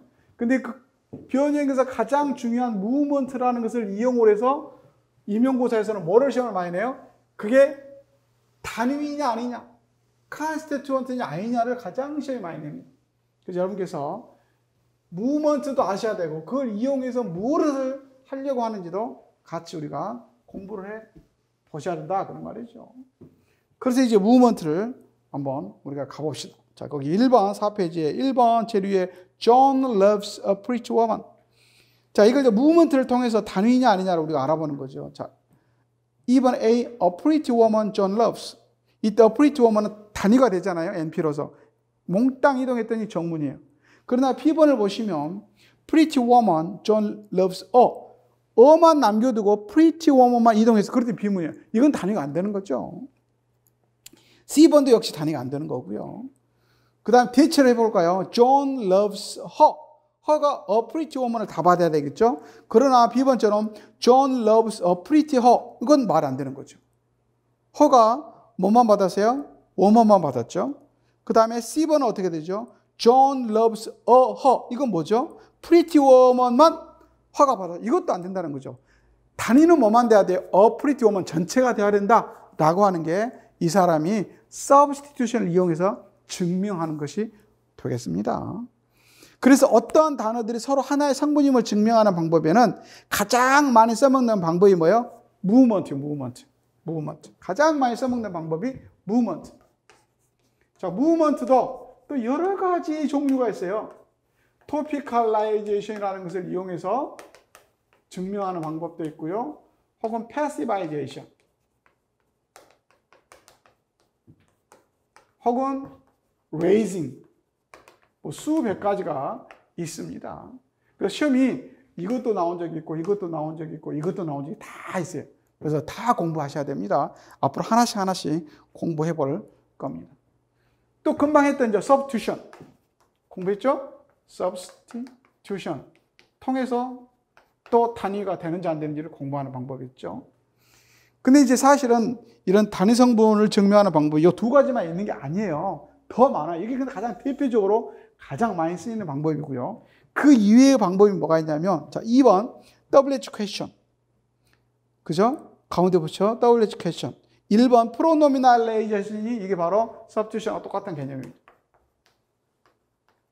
말만 다르게 한 거지, 똑같은 개념이에요. 그 다음에 4번 보시면 이때 강조용법. 그 다음에 pseudo clafting, fronting, preposing. 여긴 topicalization 개념이에요. 올해 시험에 나왔던 게 바로 pseudo clafting과 clafting. 이때 강조부 시험 하나 나왔잖아요. 그래서 같이 여러분이 전체적으로 공부를 해 주셔야 되겠습니다. 그래서 무브먼트란 개념이 왜 나왔는지. 구조주의자들은 무브먼트 개념이 없어요. 이 사람들한테 무브먼트 개념이, 이 사람들은 이동이 없어요. 딥스트럭 인정 안 하니까. 서피스만 있다는 것은 이동이 없다는 소리거든요. 근데 촘스키의 변형생성법을 무브먼트 인정을 해요. 그럼 이 무브먼트에 대해서 시험이 어떻게 나오냐? 바로 단위 성분에 대해서 나오더라. 그래서 어떤 게 단위가 되느냐 안 되느냐는 문장마다 구조에 따라서 다릅니다. 구조에 따라 다르다. 했잖아요. 금방 pick up, 그다음에 climb up. 자, pickup의 경우에는 뒤에 NP가 있으면 pickup이 단위가 되고 NP는 별도예요. 반면에 climb의 경우에는 NP가 오면 up, NP가 요게 단위가 되고 climb은 별도입니다. 비슷해 보이지만 완전히 다르다는 거죠. 요게 시험에 잘 나오는 거니까 이런 차이점들 계속 공부해 보셔야 되겠습니다. 그 다음에 밑에 4페이지 밑에 John bought the books about Seattle. 여기서 밑줄 친 부분 The books about Seattle이 단위가 돼요. 이거 하나 단위입니다. 이거를 정문, 비문을 예를 들어서 증명해 보시오. 증명 문제가 항상 시험에 나옵니다. 자, 첫 번째 topicalization 해보서 한번 해봅시다. topicalization이라고 하는 건 뭐냐면 자기가 원하는 어떤 단위를 그냥 문 앞으로 쫙 이동시키는 것을 topicalization이라고, 다른 말로 preposing이라고도 합니다. 해볼까요? 밑줄 친 부분이 the books about Seattle 있잖아요. 내가 하고 싶은 게 이거예요. 이거를 몽땅 앞으로 쫙 보냈어요. 그때 어떻게 되죠? The books about Seattle, John bought. 정문입니다. 왜? 이게 단위니까. 근데 비문으로 해보라고 했잖아요. 어떻게 하면 될까요? The books John bought about Seattle. 비문이에요. The books하고 about Seattle은 떨어뜨릴 수가 없어요. 전체가 하나의 덩어리지 떨어뜨리면 단위가 안 된다. 이것을 우리가 알 수 있는 거죠. 이걸 pronominalization을 해서 보면 John bought them. them이 뭘 가리켜요? The books about Seattle. 전체를 가리켜야 됩니다. 그런데 오른쪽에 보는 것처럼 John bought them about Seattle. 즉 them은 뭘만 가리킬까요? the books만 가리키죠. 이러면 안 된다 그런 말이에요. 이건 비문이 된다. 왜? 여기서는 the books가 단위가 아닙니다. the books about Seattle 전체가 단위가 되겠습니다. 이거 학생들이 많이 틀려요. 꼭 단위가 되는 것 같거든요. 아니라는 거죠. 이때 강조용법도 마찬가지죠. It was the books about Seattle that John bought. 이건 되지만 It was the books that John bought about Seattle 이러면 안 된다. 슈도 클래프팅 What John bought. 존이 산 거는 were the books about Seattle. 이건 되지만 What John bought about Seattle were the books. 이건 안 된다. 그런 말이 되겠습니다. 수동태 The books about Seattle were bought by John. 오케이. 그러나 the books were bought about Seattle by John. 이건 안 된다. 의문문 What did you buy? 이건 말이 되지만 What did you buy about Seattle? 이거 안 된다. 이 6가지 방법을 동원해서 결과적으로 우리에게 증명하고 싶은 내용은 뭐죠? John bought the books about Seattle이라는 이 문장에서는 the books about Seattle 전체가 단위이지 the books만은 단위가 절대로 안 된다라고 하는 것을 우리에게 증명해주고 있다 그런 말이죠. 이해되셨어요? 5페이지 갑니다. 다음 두 문장의 변형을 보고 1B와 C 그리고 2B와 C의 문법성에서의 차이점을 설명하세요. 1번 A번 How many books about Clinton did John wrote? 정문입니다. How many books did John write about Clinton? 이것도 정문이에요. 웃기잖아요. 1번 AB를 보면 How many books about Clinton? 전체가 앞으로 넘어가서도 정문이고 1번의 B를 보면 How many books만 띄워서 about Clinton은 놔두고 정문이네. 그러면 앞에 있는 4페이지에 John bought the books about Seattle. 뭐가 비슷하잖아요. 시애틀 대신에 클린턴만 들어갔는데 왜 4페이지의 경우에는 the books about Seattle을 떨어뜨리면 비문이었잖아요. 하나로 묶어야 됐잖아요. 그런데 5페이지의 1번에 A, B를 보면 about Clinton과 books를 붙여도 정문 1번의 A처럼 B번처럼 떨어뜨려도 정문이에요. 이거 환장할 일이네. 왜 그러지? 그런데 2번 A, B, C를 볼까요? 2번 A, B를 볼게요. How many books about Clinton did John destroy는 정문인데 How many books did John destroy about Clinton? 여기는 books하고 about Clinton을 떨어뜨리면 비문이에요. 1번은 떨어뜨려도 정문인데 2번은 떨어뜨리면 비문이에요. 이거는 마치 4페이지에 John bought the books about Seattle과 같죠. destroy의 경우에는. 이거 뭘 우리에게 말해주고 싶은 걸까요? 언뜻 보면 똑같이 보이는 구조라 할지라도 동사의 성질에 따라서 문장의 구조가 다르다는 거예요. write의 경우에는 자, write the books about Clinton.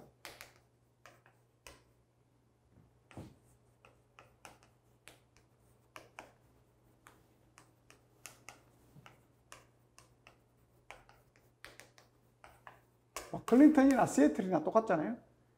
이게 구조가 달라요. 디스트로이의 경우에는 전체가 하나의 덩어리입니다. 이게 단위예요. 그러나 라이트는 이게 복잡한 내용입니다. 라이트는요, 전체가 묶어서 하나의 단위로도 쓰이고요. 그렇게도 가능하고요. 요 놈은 라이트는 독특하게 The books about Clinton 두 개로 쪼개서 요 놈도 단위, 요 놈도 단위. 이것도 가능해요. 그러니까 라이트는 문장의 구조가 두 가지가 가능해요. 그러나 디스트로이는 요 하나 구조밖에 안 돼요. 그래서 디스트로이의 경우에 만약에 이걸 쪼개서 요렇게 쪼개서 하게 되면 이건 비문이에요. 이것도 비문이고 이것도 비문이에요. 오로지 전체만, 이 전체만이 정문이에요. 그러나 라이트의 경우는 이것도 오케이, 빨간색도 오케이예요. 그러니까 여러분 이제 헷갈리는 게 이거죠. 선생님, 그럼 임용고사에 나오면 이게 단위가 이렇게 쪼개도 되고 합해도 되고 여기는 쪼개지면 안 되고 이걸 어떻게 알아요? 동사마다 다 여러분 구조를 외우셔야 돼요. 막말로 말하면. 네이티브도 아닌데 그걸 어떻게 다 알겠어요? 어렵죠. 이거 어려워요. 그래서. 그런데 팁이 있죠. 임용고사에서 팁은 뭐냐면 꼭 두 개를 줍니다. 두 개를 비교하라 그래요. 그럼 여러분이 눈치를 채야 돼요. 하나는 이런 구조고 하나는 저런 구조겠구나라고 눈치를 채야 돼요. 그럼 이 중에 어느 놈이 이쪽에 해당이 되고 어느 놈이 이쪽에 해당이 될까 딱 뭐 눈치를 채야 되는 거예요. 이건 눈치 코치 해야 되는 거예요. 이거는 많은 모의고사 문제를 풀어보면서 여러분이 눈치 코치를 이제 배워가야 돼요. 그걸 저랑 같이 1년간 해야 돼요. 자, 이거 어떻게 알았냐? 다행스럽게도 이 문제는 출제자가 정문 비문을 표시해 줬어요. 보세요. 거기 1번 보면. 자, right의 경우에는 A, B가 둘 다 정문이잖아요. 반면에 2번 보세요. 2번에 보면 A, B를 비교, C번은 놔둡시다. C번까지 하면 지금 너무 어려우니까 C번은 놔두고 A, B만 봅시다. 2번에 A, B를 보면 A는 정문인데 B는 비문 표시를 딱 해놨어요. 이걸 보고 여러분 뭘 알아야 돼요? 아, right는 구조 두 개를 다 허용하지만 디스트로이는 하나만 허용하는구나. 이걸 추리를 그려볼까요? 자, right의 경우는 볼까요? right는 1번에 A를 보시면 right하고 book about Clinton 이 전체를 NP로 묶어서 하나의 단위로 만들어놨잖아요. 그렇죠? 1번 A는. 그런데 1번의 BC를 보면 자, books NP 따로 만들고 about Clinton PP를 따로 만들어서 right에 붙여놨어요. 별도로 따로따로. 둘 다 가능하다 그 말이에요. 1번의 A 그 추리 구조도 오케이. 1번의 BC 추리 구조도 오케이라는 거예요. 반면에 디스트로이가 들어가 있는 2번의 A, B를 보면 디스트로이의 경우에는 자, 전체적으로 books about Clinton이라고 하는 구조만 허용을 해요. 나눈 구조는 허용을 하지 않습니다. 그래서 밑에 설명을 보면 1번의 right는 ambiguous 해서 1번의 A와 1BC의 추리 구조가 가능하지만 2번의 디스트로이는 오직 이 A의 추리만 가능하다. 고로 2번의 B처럼 나눈 구조, 즉 북스하고 about Clinton을 쪼개는 구조는 비문이 된다. 이런 이야기가 되겠습니다. 그래서 어떤 것들이 단위가 되느냐 안 되느냐는 무엇에 달려있다? 앞에 있는 동사 구조에 달려있다. 그 동사의 구조를 잘 보셔야 된다. 그런 말이 되겠습니다.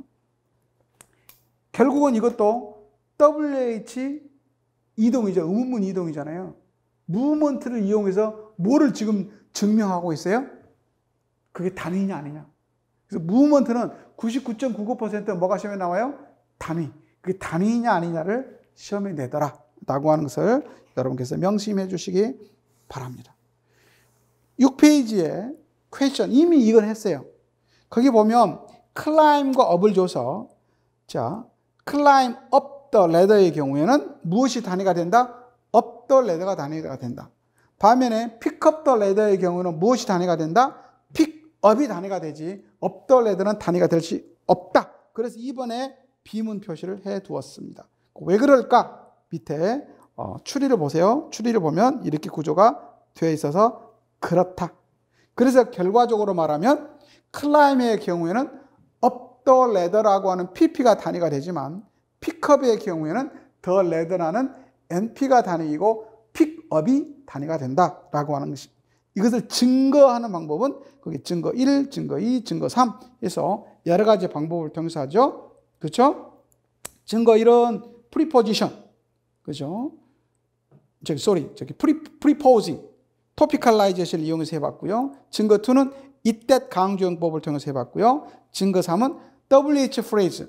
WH phrase를 해봤더니 자, up the ladder의 경우에는 climb의 경우는 up the ladder가 there잖아요. there. 의문문 만들면 where가 되겠습니다. 그러니까 pickup의 경우에는 up the ladder가 there로 쓸 수가 없죠. pick up the NP니까 뭐라 해서 what 이렇게 가르쳐. what will John pick up 이렇게 해야 정문이 되겠습니다. 오케이. 자, 7번 가서 한번 볼게요. 7번에 이제 기출문제 하나만 풀어보겠습니다. 2006년도 기출문제 밑에 2001년도 있는데 2006년만 풀어보겠습니다. 자, 2006년에 뭐라고 시험에 나왔냐면 이렇게 나왔어요. 다음 밑줄 치은 부분이 단위인지 아닌지를 문두 이동을 이용해서 증명하시오. 단 비문 정문 문장을 이용하시오. 1번 The people can move the sculpture into the museum. 2번, the people can see the sculpture from the museum. 자, 동사 move가 나왔고 see가 나왔어요. 뒤에 보면 sculpture, pp, sculpture, pp 구조가 똑같아요. 물론 전치사 into냐 from냐 차이가 있지만 구조 전체는 기본적으로 똑같아요. 근데 move하고 see 때문에 구조가 달라져요. 어떻게 다를 거냐? 이거는 여러분이 눈치코치를 쳐야 되죠. move, see 어떻게 다를까? move는 있잖아요.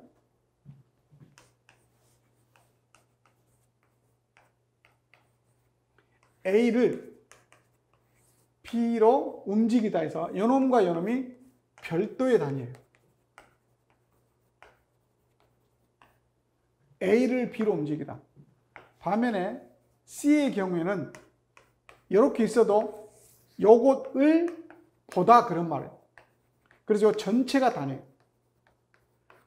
C는 생각해 보세요. A를 B 속으로 보다 이렇게 쓸 수는 없잖아요. 전체를 보다 이렇게 해석해야 돼요. move는 A를 B로 이동시키다. 묶어서 A, B를 말이 안 되잖아요. 여기는 장소고 요거는 물건인데 묶어가지고 어떻게 move가 돼요? 말 안 되잖아요. 이해되십니까? 무슨 말인지? 그래서 이걸 딱 눈치를 채야 되는 거죠. 아하, move의 경우에는 요놈과 요놈이 별도의 단위구나. 반면에 C는 전체가 단위구나 라는 것을 아셔야 돼요. 그러면 게임 끝. 이것만 알아채시면. 그러면 자 1번의 경우에는 어떻게 될까요? 1번의 경우에는 the sculpture가 A에 해당이 될 것이고 into the museum이 B가 되겠죠. A, B가 별도의 단위니까 어때요? 각각 따로따로 이동을 해도 정문이라는 거죠. 그러나 묶어서 이동하면 어떻게 될까요? 비문이죠. 반면에 2번의 경우는 어떻게 될까요? C는 the sculpture from the museum 전체가 단위죠. 그러니까 이동을 하면 전체가 이동을 해야 돼요. 근데 반대로 스culpture를 쪼개고 from the museum을 쪼개가 따로따로 이동하면 어떻게 돼요? 이건 비문이죠. 왜? C는 전체로 봐야 되니까. 그래서 답 보세요. 답. 1번. The sculpture, 찍고 the people can move into the museum. 정문. 왜? The sculpture가 단위가 되니까. 2번. Into the museum, the people can move the sculpture. 이것도 정문이죠. 왜? 별도의 단위가 되니까. 그러나 3번처럼 the sculpture into the museum, the people can move. 이거는 비문이죠. 전체는 단위가 안 되니까. 이해했습니까? 반면에 C의 경우는 어떻게 될까요? C는 반대가 되겠죠. The sculpture, the people can see into them. 이것도 비문이고요. Into the museum, the people can see the sculpture. 이것도 비문이겠죠. 그러나 the sculpture into the museum. into가 아니다. 이거 잘못됐다. from이죠. from. 이거는 into가 아닙니다. see into가 아닙니다. from입니다. from. 이거 못 고쳤지? from. 고쳐야 돼. from입니다. from. So the sculpture the people can from the museum 이렇게 해야 되겠죠. From the museum the people can see the sculpture. The sculpture from the museum the people can see. 1번, 2번은 비문이고 3번만 정문이 되겠습니다. 이해되셨죠? 무슨 말인지? 무슨 말 하려고 하는지. 여기 임명고사 나왔더라고. 아하. 무브먼트를 통해서는 무엇을 우리가 찾고 증명한다? 단위냐 아니냐. 그럼 이게 단위냐 아니냐는 뭘로 결정한다? 그 문장의 구조 속에서 결정해요. 동사라든가 명사라든가 그 구조에 따라서 결정을 해야 됩니다. 그래서 이거는 뭐가 단위가 된다? 전반적으로, 일괄적으로 말하기는 힘들어요. 동사마다 구조가 다르기 때문에 그때그때 공부하셔야 됩니다. 자, climb과 pick은 어떻게 된다고 했어요? 자, climb up, pick up, 뒤에 NP가 나왔을 때. 자, climb의 경우는 요놈이 단위예요. 그러나 픽업은 요놈과 요놈이 별도의 단위다. 그럼 이해되셨죠? 그 다음에 move의 경우에는 A, B가 별도, C는 다 묶어서. 이건 구조마다 다르기 때문에 동사마다 그때그때 여러분이 공부하셔야 되겠습니다. 오케이. 뭐 이런 것들을 시험에 잘 나오는 거고요. 그 다음 8페이지에 보시면 가운데 보면 Josh ate the pizza naked. 자, 이것도 이제 같은 맥락입니다. 맥락이 같아요. 그래서 여러분이 이제 무브먼트와 단위를 배웠으면 시험에 나올 때는 어떨 때는 픽업과 클라임업을 내기도 하고요. 어떨 때는 무브하고 C를 내기도 하고요. 어떨 때는 지금 Josh ate the pizza naked 것처럼 이런 스타일도 내기도 해요. 여기 보시면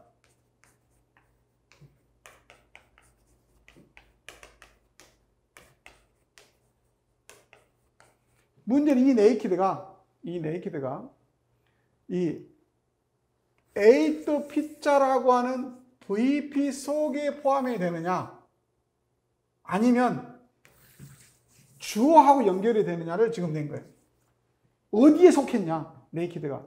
에이트 더 피자라고 하는 VP 속에 속해 있느냐, 아니면 이놈은 주어, 이 조시에게 속해 있느냐라고 낸 겁니다. 여러분 어디에 속한 것 같아요? 이거 어렵죠. 네이티브가 아닌데 내가 어떻게 알아? 이놈이 주어로 해당하면 어떻게 될까요? 조시가 발가벗고 피자를 먹은 거예요. 이렇게 연결이 되면 무슨 말이죠? 피자를 발가벗겨서 먹었다 그런 말이겠죠. 피자를 발가벗겨서 먹었단 말은 무슨 말이에요? 다 뜯어가지고 먹었다 그런 뜻인가? 어쨌거나 어떻게 속하냐 이거죠. 자, 추리를 그리게 되면 A번은 어떻게 될까요? 네이키드가 VP 밖에 있죠. VP 밖에 있다는 소리는 조시하고 연결된다는 소리예요. 이 네이키드라는 게. 반면에 B번은 어떻게 되죠? 네이키드가 VP 속에 들어갔죠. 이 말은 네이키드가 피자를 수식한다는 소리겠죠. 이해됐습니까? 시험에 나왔어요. 어디에 속하느냐? 답은 뭘까요? VP 속에 속한다. 즉 B번에 속한다. 그런 말이 되겠습니다. 이거 증명해 보세요. 바로 밑에 the movement입니다. the movement 한번 볼까요? A번 eat the pizza naked though he will Joe want to be paid for it. B번 eat the pizza though he will naked John want to be paid for it. 자, naked가 eat the pizza의 VP를 따라가서 이동을 하게 되면 정문이에요. 왜? naked가 VP 속에 속했다 그랬으니까. 반면에 B번처럼 naked를 문장 뒤에다 놔두고 VP만 이동하게 되면 비문이에요. 왜? naked가 eat the pizza에 속했기 때문에 데리고 가야 돼. 이동할 때. 그래서 자, 단위는 반드시 이동할 때 어떻게 같이 가야 돼요. 또 단위가 아닌 거는 데리고 가면 안 돼요. 제가 요걸 항상 비유로 이렇게 여러분들한테 말씀을 드렸어요. 자, 우리 집에 식구가 엄마, 아빠, 나하고 뭐 동생이 있어. 근데 우리 집에 할머니가 같이 살아. 근데 할머니가 치매기가 있어. 되게 힘들어. 베개도 똥치라고 막. 그래서 부모들이 부산으로 이사 가면서 금강휴게소에서 내려서 애들한테 야, 니네 할머니 때문에 너무 힘들지? 맨날 베개 똥치라고? 나가면 잊어먹고 우리 못 살겠어. 금강휴게소에 우리 할머니 버리고 가자. 버리고 부산으로 이사 갔어요. 그럼 어떻게 될까요? 경찰이 삐어삐어 와서 잡아갑니다. 여러분 부모를. 왜 그래요? 할머니는 여러분 집에 속한 단위예요. 단위를 갖다 버리고 가면 안 돼요. 놔두고 가면 절대로 안 돼요. 단위는 데리고 가야 돼요. 반드시 어디로 가든지 간에. 왜? 우리 속에 속해 있는 단위이기 때문에. 버리고 가면 안 됩니다. 비문이야. illegal movement, illegal 이사예요. 그래서 감옥에 가야 돼요. 영어로는 비문이 돼요. 반대로 다른 집에 속해 있는 단위인데 우리가 데리고 가면 또 어때요? 그건 절대로 안 돼요. 그건 납치예요, 납치. 예를 들자면 여러분 집 301호에 사는데 302호에 이쁜 아가씨가 하나 살아. 그래서 아빠가 아들한테 와서 야, 우리 302호 아가씨 이쁘잖아? 우리 이사 갈 때 데리고 가자. 데리고 가면 어떻게 돼요? 또 삐어삐어 경찰이 와요. 왜? 이건 아무리 이쁜 여자라도 우리 단위가 아닌 거야. 영어도 똑같아요, 문장이. 단위 것만 데리고 가야 되고 단위가 아닌 것은 데리고 가면 절대로 안 돼요. 단위 것을 놔두고 가도 비문이고 다른 단위 것을 데리고 가도 비문이에요. 이게 영어에서 계속 나오는 임용고사 문제니까 꼭 알아두시기 바랍니다. 이게 8페이지까지 한 거고요. 자, 9페이지 가서 보시면 프리포징이라고 되어 있어요. 토피칼라이제이션. 한번 봅시다. 프리포징은 말 그대로 어떠한 단위를 문장 앞으로 쫙 보내는 거예요. 그래서 1번에 보시면 beans, John hate. 콩들은 존이 싫어해. 이거죠. Our daughters, we are proud of. 우리의 딸들을 우리는 매우 자랑스럽게 생각해. Poetry. 시들은 we try not to memorize. 암기하려고 해서는 안 돼. 그냥 느껴야 돼. 뭐 그런 느낌이, 그런 말이죠. 이때 beans, our daughters. poetry는 그냥 뒤에 있는 것을 앞으로 쫙 보낸 거예요. 그대로 그냥. 이거 보고 프리포징이라고. NP를 이동했으니까 NP 프리포징이라고 그러고요. VP를 이동시키면 VP 프리포징이라고 그래요. 한번 그거 볼까요? VP 프리포징. Ralph says that he will clean his room and clean his room he will 했을 때 will 다음에 VP인 clean his room을 앞으로 이동시켰죠. 이게 VP 프리포징이 되겠습니다. 자, dislocation. 자, dislocation과 topicalization의 차이점. 이건 꼭 알아두셔야 됩니다. 자, preposing과 dislocation 차이점. 이거는 문장에서 내가 이동시키고 싶은 어떠한 요소를 그냥 쫙 앞으로 이동하면 돼요. 이게 preposing이에요. 그게 뭐 NP가 됐든, 뭐 AP가 됐든, 뭐 PP가 됐든, VP가 됐든, it doesn't matter. 내가 하고 싶은 거 이동시키면 돼요. 단, 요게 단위야 되겠죠. dislocation은 뭐냐면, preposing하고 비슷해요. 내가 하고 싶은 어떤 요소를 앞으로 이동시켜요. 여기까지는 똑같아요. 그러나, 이동시키고 난 이 자리에 이동한 이 A에 해당하는 대명사를 써주셔야 됩니다. 여기 dislocation. 한번 볼까요? dislocation. 자, 왼쪽으로 가면 left dislocation. 이걸 오른쪽으로 이동시키면 right dislocation이에요. 자, left dislocation 볼까요? My sister, she is a college student. 이때 my sister가 어디 있다고? she 자리에서. she 자리에 있다가 왼쪽으로 가고 대신에 그 자리에다 she를 넣어준 거예요. 대명사를 넣어줬잖아요. B번, that old toy, my brother gave it to his friend. 내 brother는 그 오래된 장난감을 그의 친구에게 주었다. 근데 그 that old toy를 앞으로 이동시킨 다음에 그 자리에 it을 넣어줬어요. 이해했습니까? 이걸 보고 뭐라 그런다? dislocation이라 그런다. 그런데 왼쪽으로 갔으니까 left dislocation이다. 자, right dislocation 볼까요? She's a college student. 콤마 찍고 my sister. My sister가 원래 어디 있었어요? she 자리에 있었겠죠. 근데 오른쪽으로 이동시키고 그 자리에 she 대명사를 넣어줬어요. 그 다음 my brother gave it to his friend that old toy. that old toy는 원래 어디 있었어요? gave it 그 자리에 있었죠. 그걸 오른쪽으로 이동시키고 그 자리에 it을 넣어줬어요. 오른쪽으로 갔으니까 right dislocation. 오케이? 수동태는 뭐 너무나 잘 아시는 거니까 뭐 생략. 그 다음에 10페이지에 WH 무브먼트. WH 무브먼트는 말 그대로 WH 프레이즈를 문두로 이동시키는 것. 예를 들자면 What will John buy? 이렇게 이동시키는 거죠. 그렇죠? 그 다음에 더우 무브먼트. 더우 무브먼트는 뭐냐면 더우절에 속한 어떤 요소를 더우 앞으로 이동시키는 거예요. 이게 더우절 무브먼트라고 그래요. 사람들이 착각한 게 뭐 더우를 꼭 이동시킨다고 생각하는데 더우를 이동시키는 게 아니고 더우절 속에 있는 어떤 요소를 이동시키는 현상은 그냥 더우 무브먼트라고 그래요. 자, 1번 A 볼까요? Fair dodgers, those students are. 이때는 원래는 어떤 문장이에요? Though students are fair dodgers, they are not thieves. 이게 무슨 말이냐면 학생들은 fair dodgers가 무슨 말이죠? 여러분 우리나라는 요새 거의 없어진 것 같아요. 옛날에 그 전철 타고 다닐 때 전철 타 요금 안 내고 그냥 넘어간 놈들 꽤 있었어요. 근데 그 젊은 애들, 특별히 중고등학생들이 그런 짓 되게 많이 했어요. 그 이야기 하는 거예요. 그 애들이, 학생들이 fair dodgers란 말은 요금을 안 내고 타고 다니는 애들을 말하는 거예요. 비록 요금을 안 내고 타고 다니는 애들이지만 그렇다고 그들이 도둑놈들은 아니다. 그런 말이죠. 우리가 말하는 그 도둑놈들이 아니다. 그런 말이에요. 이때 원래는 어때요? fair dodgers가 those students are fair dodgers. 도우절 안에 있었던 거예요. 그걸 앞으로 이동시킨 거예요.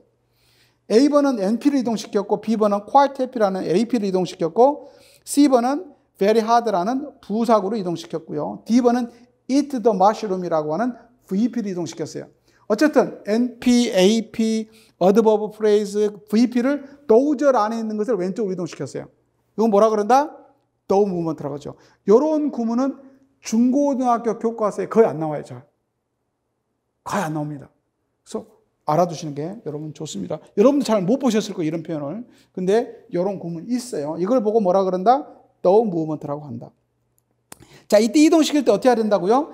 단위를 이동시켜야 돼. 단위, 가치 있는 단위들. 단위를 빼먹고 이동한다든가 다른 단위를 데리고 이동하면 안 돼요. 여기도 또 마찬가지예요. 자, 2번 볼까요? Eat the pizza naked though he will. VP를 이동시켰죠? 근데 B번처럼 eat the pizza though he will naked 하면 안 된다 그런 말이에요. 왜 그래요? naked가 어디에 속해 있어요? eat the pizza라는 VP에 속해 있기 때문에 이동할 때 같이 가야지 놔두고 가면 안 된다 그런 말이 되겠어요. 그 다음에 subject auxiliary inversion. 이건 이제 주어 조동사 도치하는 거죠. 예를 들자면 1번 보시면 11페이지 Saul can play the piano. Can Saul play the piano? 조동사가 당연히 주어 동사하고 위치도 하는 거고요. 만약 조동사가 없으면 어때요? 2번처럼 Simon hate game shows는 Does Simon hate game shows? 이렇게 두 동사를 이용해서 이동시킨다. 이런 말이 되겠습니다. 그 다음에 VP 프리포즈는 금방 했으니까 이것만 생략해 보시면 되겠고요. 13페이지 가보겠습니다. 네가티브 프리포징, 부정어 이동. 자, 우리가 이동을 이제 배웠는데 부정어도 이동시키는 경우가 있어요. 부정어도 이동시키는 게 있습니다. 한번 볼까요? 자, 13페이지 제일 위에 부정어를 문두로 이동시키는 규칙을 우리가 네가티브 프리포징이라고 그러는데, 자, 원래 그 문장은 어떻게 될까요? He could run for the governor under no circumstances. 원래 이런 뜻이죠. 이게 무슨 말일까요? 그는 어떠한 상황 아래에서도 주지사에 출마할 수 없다 그런 말이에요. 출마 안 할 거다 그런 말이에요. 출마할 수 없다 그런 말이에요. 그런데 이때 under no circumstance라고 하는 부정 PP를 문장 앞으로 쭉 보냈죠. 프리포징 시켰죠. 그런데 무슨 일이 벌어져요? could하고 he가 조동사 주어 도치를 하는 거죠. 주어 조동사 도치를 하더라. 즉 부정어를 문두로 이동시킬 때는 주어 조동사가 도치가 일어난다 그런 말이 되겠습니다. 기출문제 2010년도 다음 문장이 비문인 이유를 비분이 아니다. 비문이다. 문. 한글이 틀렸네. 분이 아니고 비문이죠. 이거를 설명하시오. The child is difficult to travel alone. 비문이래요. Not surprisingly did they miss the train. 또 비문이래요. Why? 왜 A번은 비문일까요? A번이 비문인 이유는 The child is difficult to travel alone에서 이때 이 difficult가 raising 동사가 아닙니다. raising이라고 하는 게 이제 나중에 배우겠지만 raising은 뭐냐면 이런 거예요. 자, be 플러스 뭐 likely 같이죠. to 동사 있을 때 이 to 부정사의 주어 자리 여기에 NP가 있어요. 이 주어가. 예를 들자면 John to be smart. 존이 똑똑하다 이 말이잖아요. John to be smart. 이때 이 존이 이렇게 이동을 해요. likely 앞으로. 그래서 John is likely to be smart. 존은 똑똑한 것처럼 보입니다. 이 말이잖아요. 이때 이 존은 to be smart의 주어 자리에서, 여기 주어 자리잖아요. is likely의 주어 자리로 이동하잖아요. 이거 보고 subject to subject raising이라 그래요. 이걸 raising이라 그래요. 나중에 또 배울 거예요. 그런데 여기에 보면 자, the child is difficult to travel alone. 그 어린애는 혼자 여행하기가 어렵다 이 말이죠. 왜냐하면 여기가 혼자 여행하는 위험하잖아요.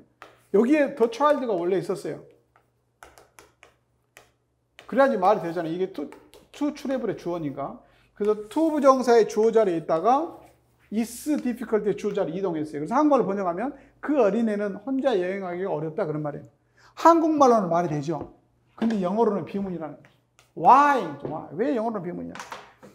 difficult는 subject to subject raising을 허용하는 형용사가 아닙니다. difficult는 허용 못해요.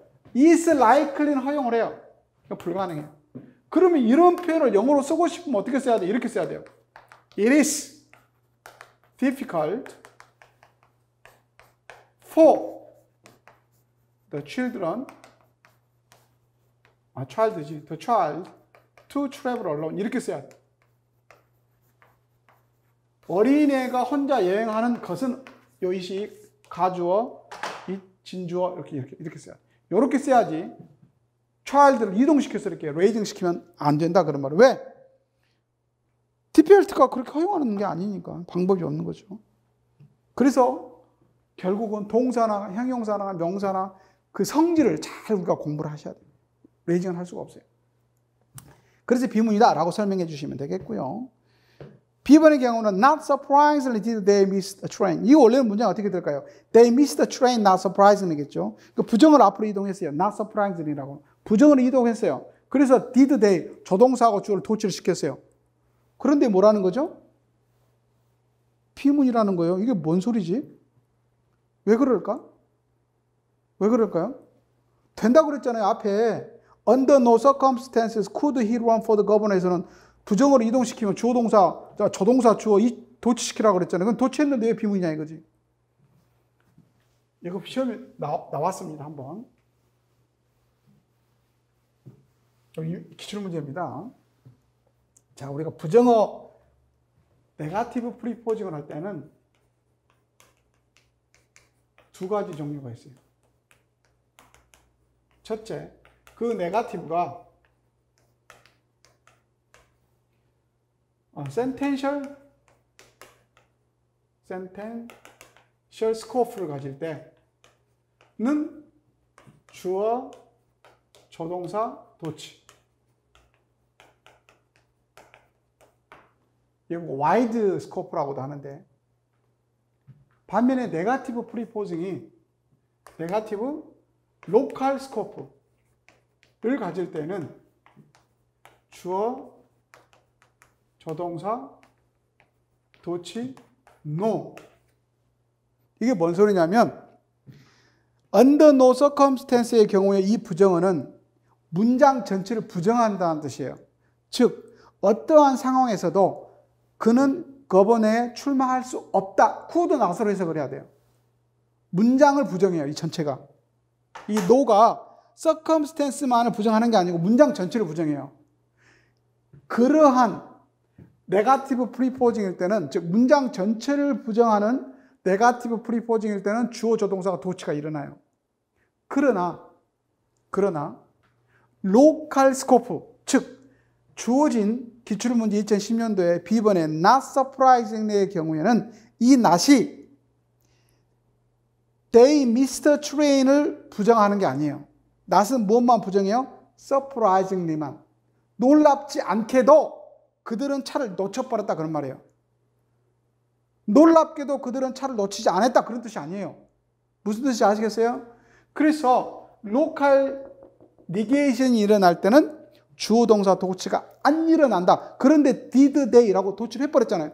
그래서 비문이다 라고 이해하시면 되겠습니다. 그리고 13페이지 밑에 보면 seldom이나 never와 같이 부정 부사가 문장 앞으로 이동할 때는 조동사 도치가 일어나죠. seldom, never, little, not only 이런 것들은 전부 주어 조동사 도치가 일어난다.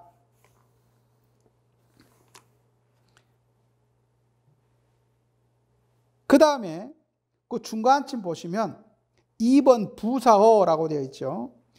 부사구를 장소나 운동의 방향 등을 나타내는 부사구를 문두로 보내면 주어 조동사를 도치시킨다 라고 되어 있습니다. 자, 여기서 이제 조심할 게 뭐냐면 주어 조동사를 도치시킨다 라고 되어 있는데, 거기 a tall man stood on the hill의 경우에 on the hill 하면 stood a tall man 이렇게 주어 동사 도치가 딱 일어나죠. 일어납니다. 이런 것들이 이제 또 뭐 시험에 나오기도 하고, 올해 시험에 나오죠. 또 나오면 봅시다. 그 다음에 15페이지에 보면 so do I, so I did 그런 거 있잖아요. 용법 보면 거기 we enjoyed the show and so did they. 우리는 그 쇼를 즐겼고 그들도 그랬습니다. 이때는 so did they가 그들도 그랬다 이 말이죠. I am tired, so am I. 있잖아요. he is tired, so am I. 뭐 이렇게 쓸 때 나도 그래, 이 말이잖아요. 그때 I don't like the potato, neither do I. 나는 포테이토를 싫어해. 나도 싫어해. 뭐 이런 말 이렇게 neither do I 이렇게 쓰는 거 있잖아요. 반면에 이런 경우도 있어요. So do I나 so I do 이렇게 조동사를 도치할 때 있고 도치 안 할 때가 있어요. 차이점이 있어요. 도 그래, 정말 그래, 차이가 나타납니다. 여기 시험에 한번 나왔어요. 2013년도에 나왔다. 2013년도. 몇 가지만 제가 예를 들어서 한번 드릴 테니까. 뭐라고 되어 있냐면,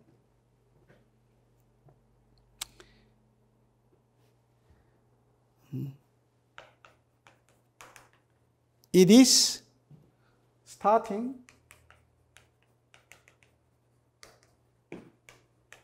snow 라고 하는 문장에서 So it is 이렇게 쓰면 이게 무슨 타입이냐 하면 이 타입이죠. So I did 타입이죠.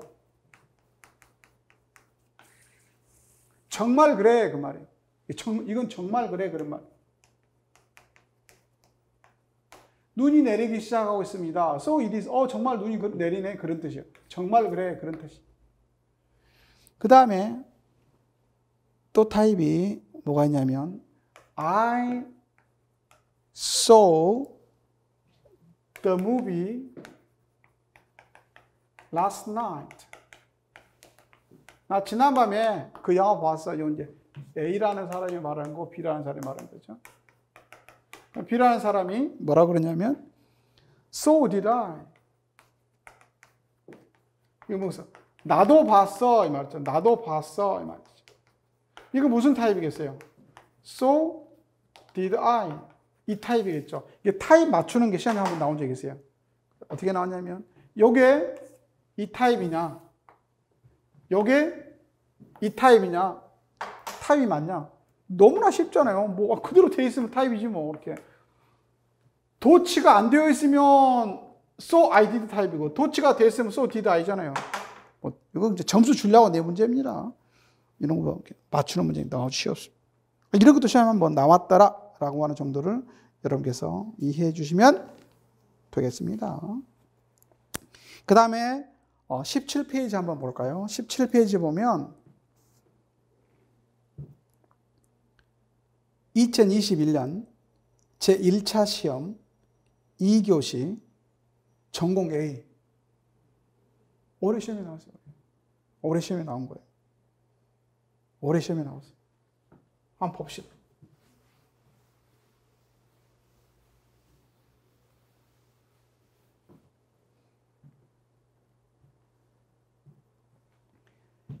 로카티브 인버전, 즉 부사를 도치시키는 거죠. Preposing of a locative phrase before the verb and postposing of the subject after the verb as illustrated below.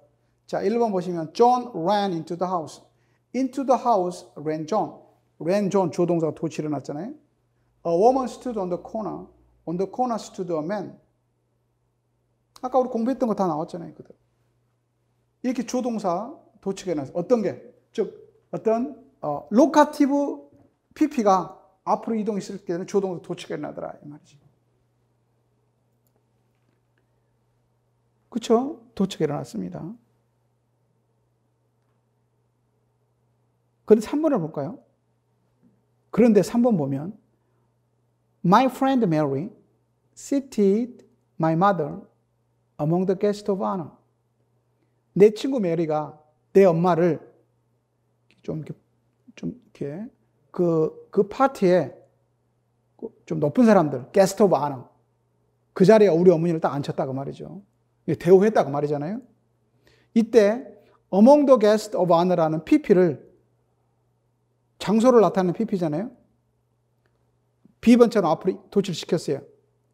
Among the guests of honor seated my mother, my friend Mary. 조동사 도출시켰죠. Among the guests of honor seated my friend Mary, my mother. 어쨌든 간 주어 동사를 도치를 시켰어요, 지금. 둘 다 비문이에요. 3번의 경우에는 among the guest of honor라는 로카티브 PP를 문두로 이동시켜도 주어 동사를 도치시키면 다 비문이다 그런 말이에요. 4번도 마찬가지. The woman danced beautiful dances around the fire. 그 여자들이 그 불 피워놓고 그 주위에 아주 아름다운 춤을 추었다 그 말이죠. 근데 around the fire라는 장소를 나타내는 PP를 문두로 이동시켰어요. 문두로 이동시켰어요. 그리고 나서 주어 동사를 도치시켰어요. 그죠? Dance is the woman. 도치시켰잖아요. 다 비문이에요. All the examples above clearly show that the basic verb types affect the grammaticality of locative inversion. 자, 1번, 2번, 3번, 4번을 보면 동사의 성질에 따라서 locative inversion이 일어나기도 하고 안 일어나기도 한다 이 말이죠. locative inversion 했을 때 주어 동사 도치를 하기도 하고 안 하기도 하더라고요. 무엇에 따라서? 동사의 성질에 따라서. 그리고 나서 밑에 A, B를 줍니다. Out of the house came an old lady. 자, out of the house라고 하는 locative PP가 문 앞으로 이동을 했더니 came an old lady, 주어 동사를 도치시켰죠. 2번, under the bridge lived the troll a good life. 자, 이때 under the bridge라고 하는 PP를 앞으로 이동시켰는데 lived라는 동사하고 a troll이라는 주어를 도치시켰어요. 이 경우에 based on A의 근거에서 state whether or not each sentence in B is grammatical. B번에 있는 1번, 2번이 정문인지 비문인지를 밝히시오. 그리고 나서 왜 그런지 지문 A의 근거에서 설명하시오. 왜 그럴까요? B번의 1번 out of the house came an old lady는 정문입니다. 2번에 under the bridge lived the troll a good life는 비문입니다. 왜 그럴까요? 왜 그럴까요? 그 이유는 뭘까요? 그 이유는 자동사냐 타동사냐에 따라 달려있어요. 1번의 경우에는 came이 자동사입니다. came이 자동사일 때는 부사를 나타내는 위치를 나타내는 PP가 문두로 이동할 때 주어 동사 도치가 일어납니다. 그러나 2번의 경우에는 타동사입니다. live the good life가 타동사입니다. 왜냐하면